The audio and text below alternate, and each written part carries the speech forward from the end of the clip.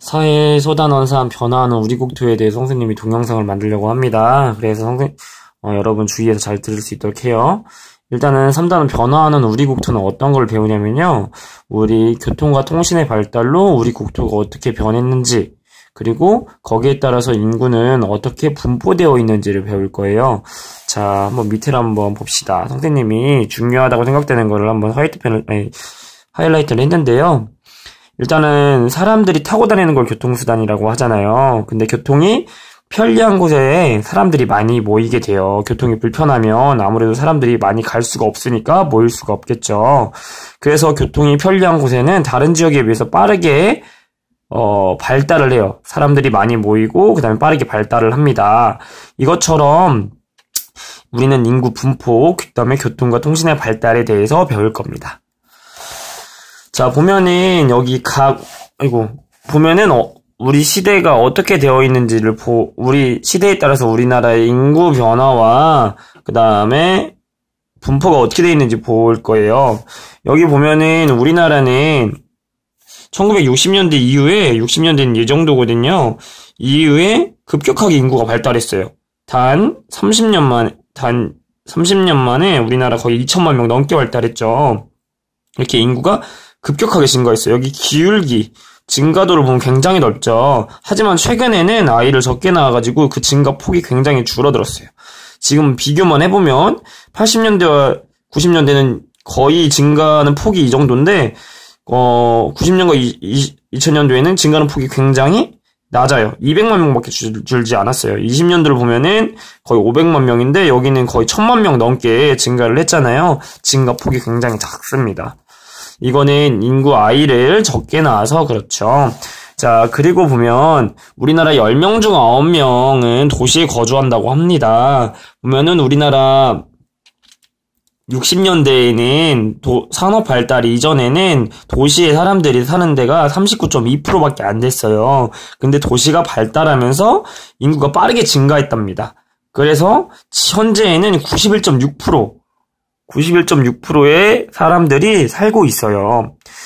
그러면 우리나라 인구가 어떻게 변화했는지 한번 이야기해 볼까요? 우리나라 인구는 총 인구는 늘어났어요. 총 인구는 늘어나고 있지만 증가율은 점점 어때요? 시간이 지나면서 증가폭은 이만큼, 기울기가 이만큼이었는데 이만큼 빨리 증가했는데 지금은 더디게 증가하고 있어요. 그건 왜 그러냐면 우리나라 사람들이 아이를 적게 낳기 때문이죠. 자, 그리고 우리나라의 전체 인구 중 도시에 사는 사람들의 비율은 어떻게 변했냐면 39.2%에서 91.6%로 어떻게 해요? 굉장히 많이 비율이 늘어났죠. 39.2에서 보입니까? 39.2에서 91.6 여러분이 보여야 되는데 자, 그리고 여기 다시 보면 지연이는 우리나라의 인구 분포를 나타낸 지도를 찾았대요. 그랬더니 이렇게 되었답니다. 일단 인구 분포는 뭐냐면 인구가 얼마나 모여있고 흩어져 있는지를 보여주는 거예요. 그래서 이 동그라미가 크면 클수록 인구가 많이 모여있는 거고요. 작으면 작을수록 인구가 별로 안 모여있는 겁니다. 자, 90년대 보면은 동그라미 굉장히 크죠. 근데 2000년대, 2010년대 보면 어때요?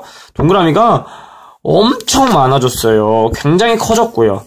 이걸 나타내는 거 보면 원의 크기는 어떻게 인구라 그랬죠? 90년대에서는 남서쪽과 북동쪽에 어느 인구가 많아요? 자, 남서쪽은 여기를 뜻하고요. 북서쪽은 여기를 뜻합니다. 보면 어디가 인구가 많아요? 여기가 인구가 많죠. 왜 그러냐면 남서쪽에는 평야지역이라서 인구가 많이 있었고요. 그 다음에 북동쪽에는 산지지역이어가지고 인구가 적었답니다. 그런데 1990년대 이후에는 여기에만 모여있던 인구가 또는 이렇게 평야지역에 있었던 인구가 굉장히 다양하게 분포가 돼요. 그리고 굉장히 수도권 지역에 밀집을 하죠. 이건 왜 그러냐면 산업이 발달했어요.